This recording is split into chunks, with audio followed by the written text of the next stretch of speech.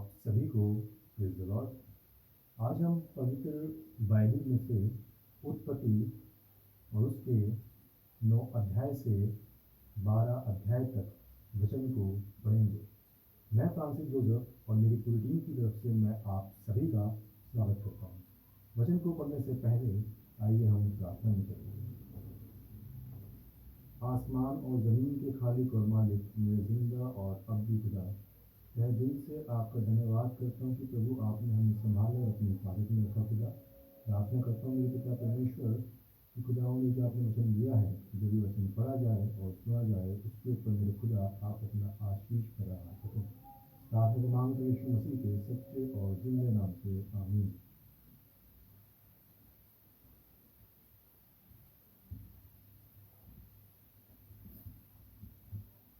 उत्पत्ति 9 से 12 अध्याय तक।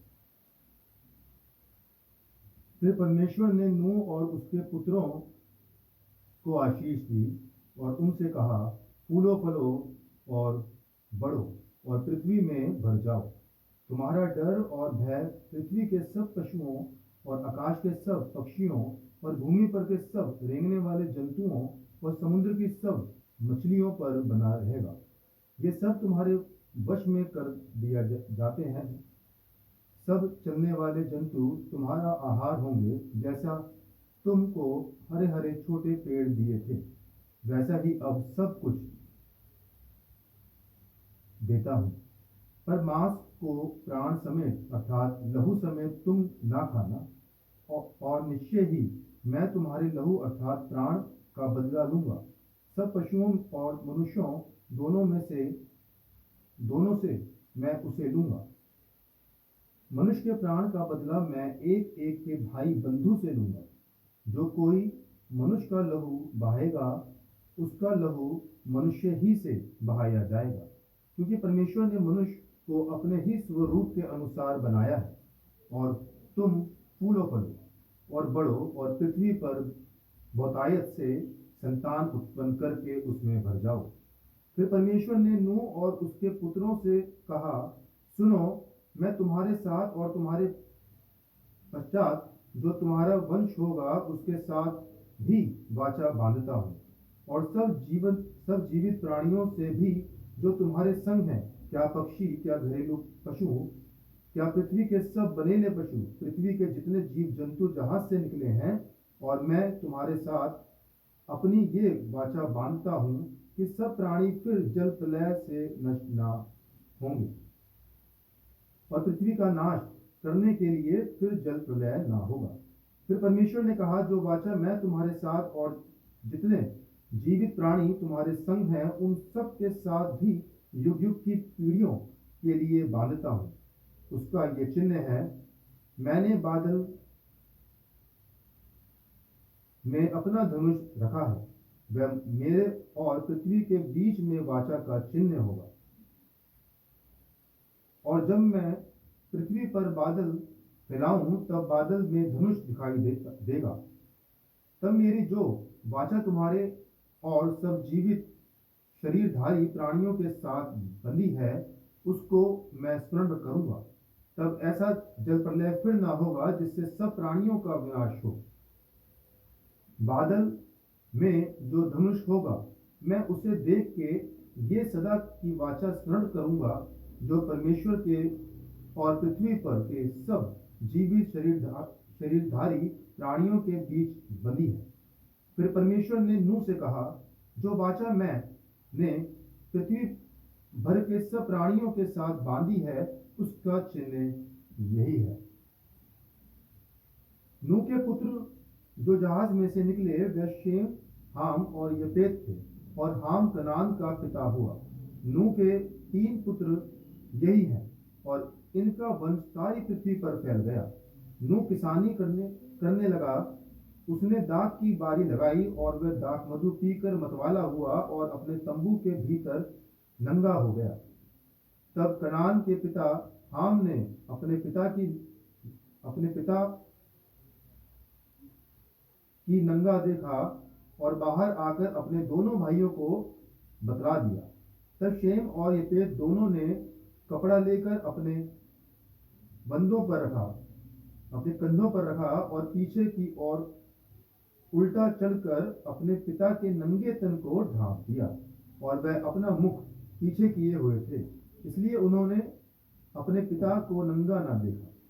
जब नूह का नशा उतर गया, तब उसने जान लिया कि उसके छोटे पुत्र ने उसके साथ क्या किया है, इसलिए उसने कहा, कनान शापित हो, वह अपने भाई बंधुओं के दासों का दास हो।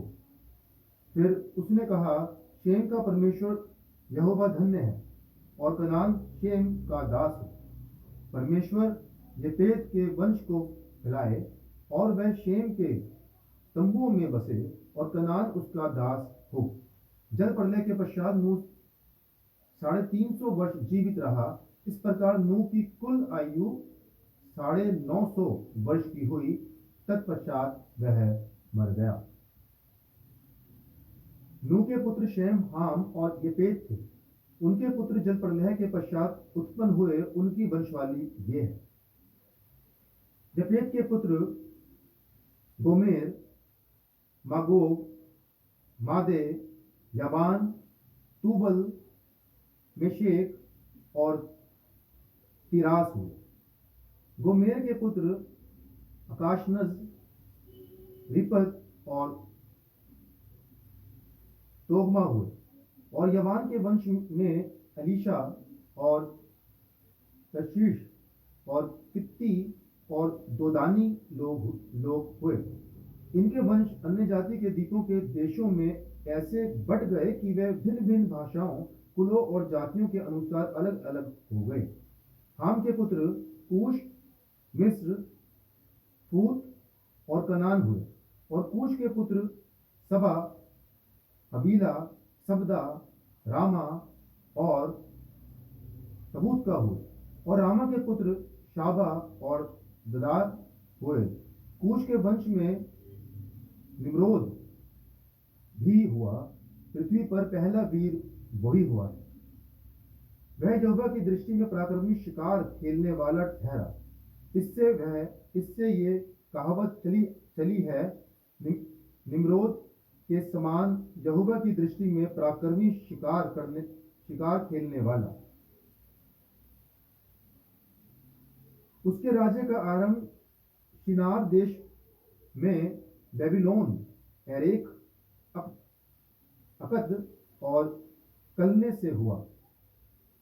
उस देश से वह निकलकर अशूर को गया और नीनवे,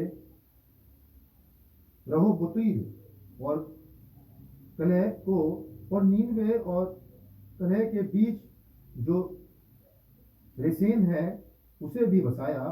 बड़ा नगर यही है। मिस्र के वंश में लूदी, अनामी, लाहाबी, नतूही और पतरुसी, कसलूही और कतोरी लोग हुए। कसलूहियों में से 2 पलिश्ती लोग निकले।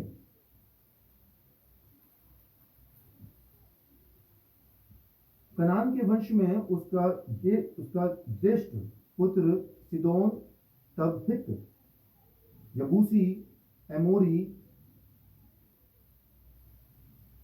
गिर्गाशी, हिब्बी, अकरी, सीनी, अरबी, समारी और हमाती लोग भी हुए।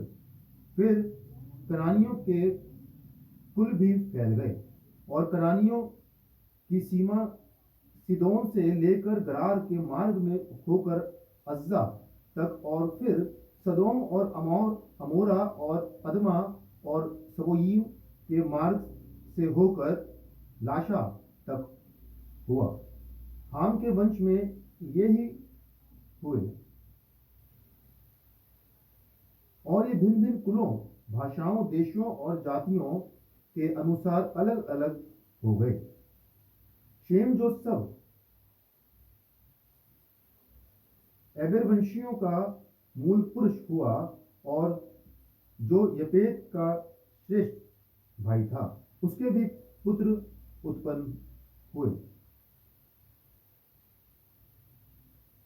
शेम के पुत्र एलाम, अशूर, अपक्षक, लूत और आराम हुए। आराम के पुत्र ऊस, हूल, गेतेर और मशा हुए। और अपक्षद ने शिलाह को और शिलाह ने अबेर को जन्म दिया। और अबेर के दो पुत्र उत्पन्न हुए। एक का नाम पेलेग इस कारण रखा गया कि उसके दिनों में पृथ्वी बट गई, और उसके भाई का नाम योक्तान था। और योक्तान ने अलमोदाद, शेलेब, हस, मब्र, येरा, यदुरबाम, उजाल, दिक्ला, ओबाल, अबीमलै, शाबा, ओमीर, हबीला और योबाब को जन्म दिया। यही सब योक्तान के पुत्र हुए।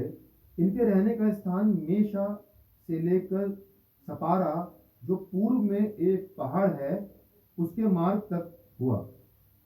शेम के पुत्र यही हुए, और ये भिन्न भिन्न कुलों, भाषाओं, देशों और जातियों के अनुसार अलग अलग हो गए। नूह के पुत्रों के घराने यही है, और उनकी जातियों के अनुसार उनकी वंशवालियों वालियां यही है।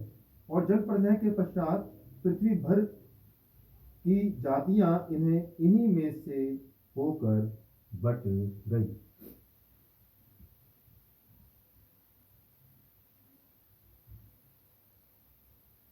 सारी पृथ्वी पर एक ही भाषा और एक ही बोली थी।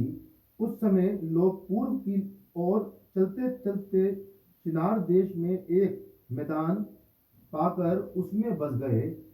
तब वह आपस में कहने लगे, आओ हम ईंटें बना बना के भली भांति आग में पकाएं। और उन्होंने पत्थर के स्थान पर ईंट से और चूने के स्थान पर मिट्टी के गारे से काम लिया। फिर उन्होंने कहा, आओ हम एक नगर और एक गुम्मट बना लें, जिसकी चोटी आकाश से बातें करें।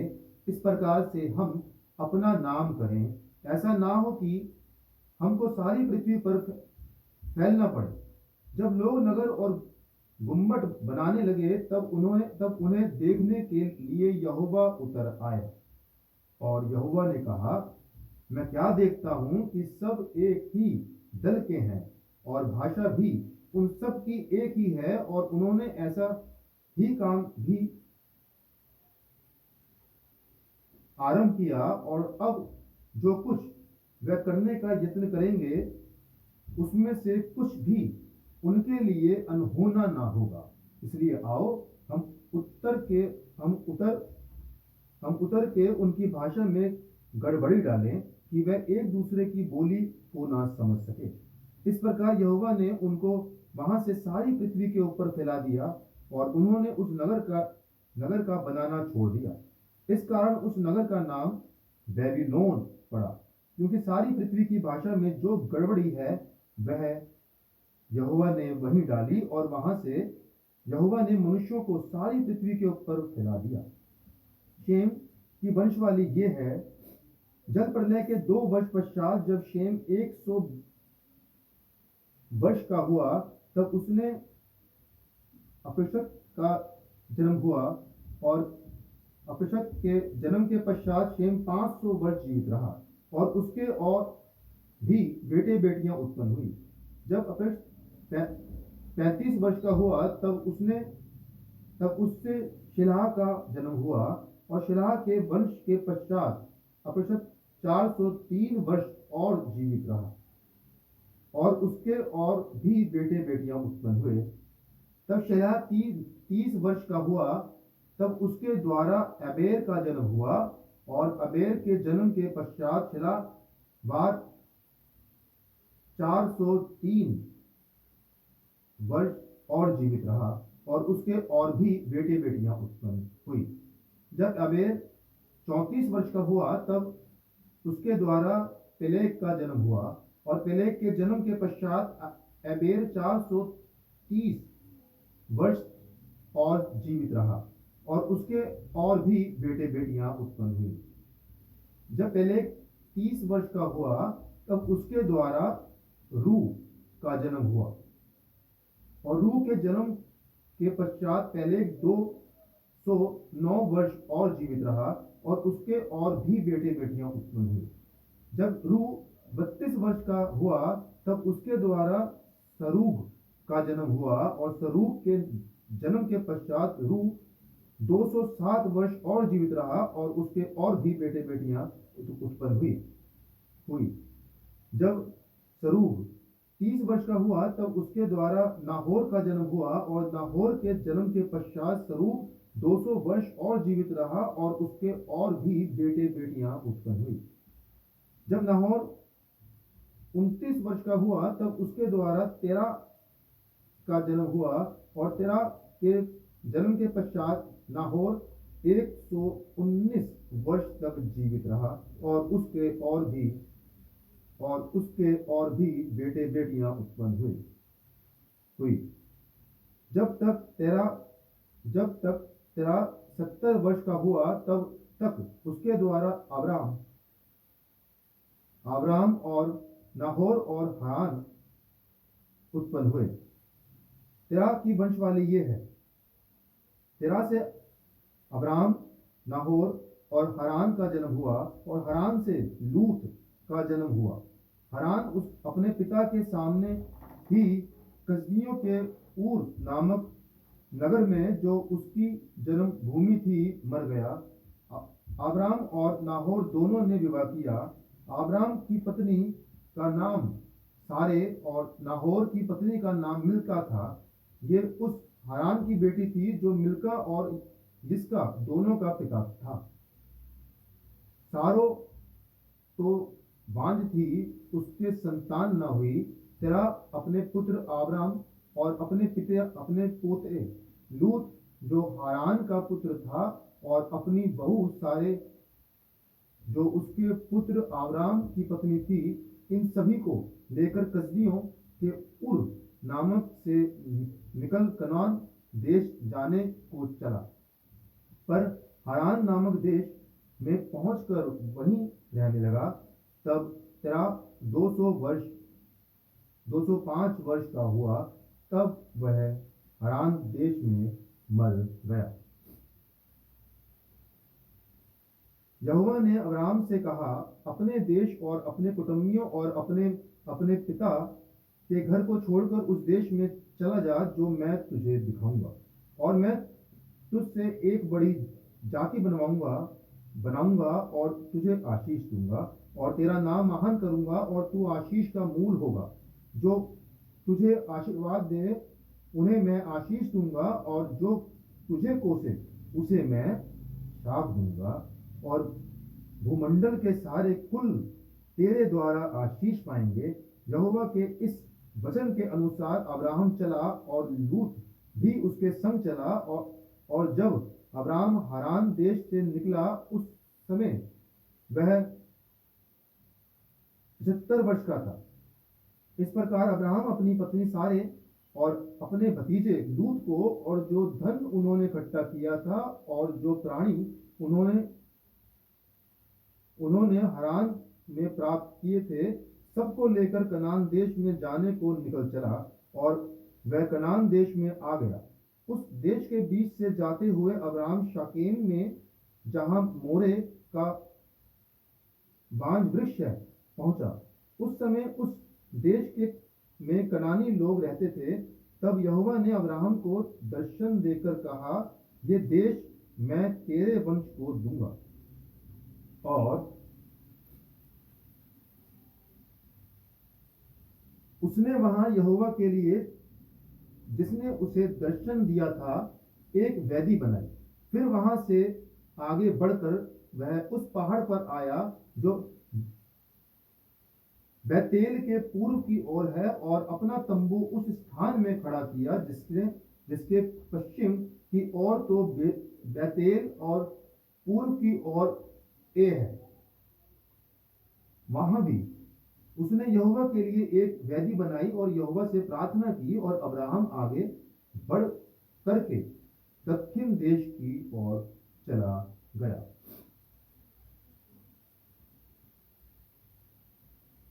उस देश में अकाल पड़ा, इसलिए अब्राहम मिस्र देश को चला गया कि वहां परदेसी होकर रहे, क्योंकि देश में भयंकर अकाल पड़ा था।